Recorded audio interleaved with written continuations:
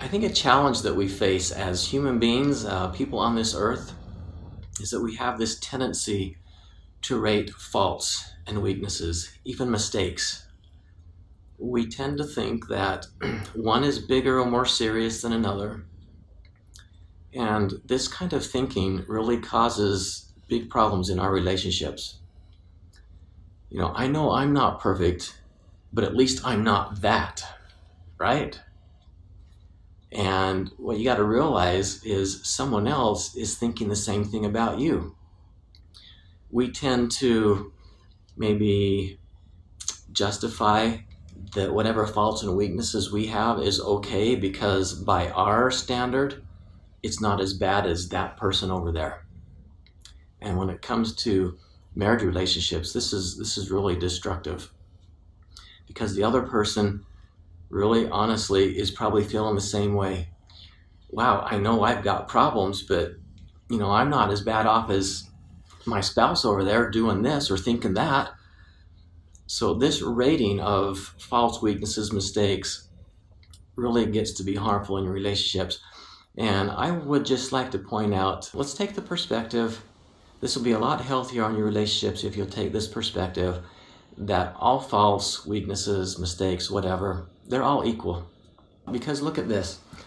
Think about a farmer growing apples, and he's going to take his apples to the market. They're going to be sold in the store. And so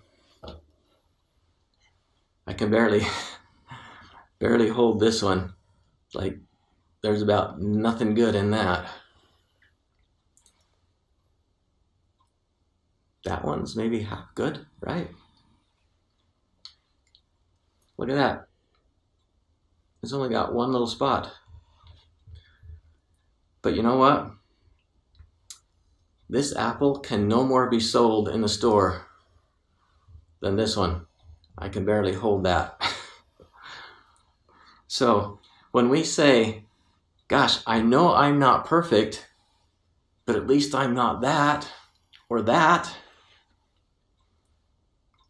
Really, an imperfection is an imperfection. Our imperfections make us imperfect, and we are all imperfect. And so what appears to one person to be a great, serious thing, to another person isn't so much. So since an imperfection is an imperfection and disqualifies us or qualifies us equally the same in that regard, I say all faults, weaknesses are equal. The other thing is that every single person has the exact weakness or fault or shortcoming that they need to help them learn and grow and become strong in the areas that they were meant to be strong in. Those faults and weaknesses are there for a purpose, to stretch us, to learn, to grow from. And so you should be excited when you see faults and weaknesses in others. They're there for the purpose of helping them learn and grow and be strong in those areas. Just consider that. All faults are equal for those reasons. So the next time you find yourself making that comparison, just remember that it's all relative. Your faults and weaknesses are a big deal for you to work on. Their faults and weaknesses are a big deal for them to work on.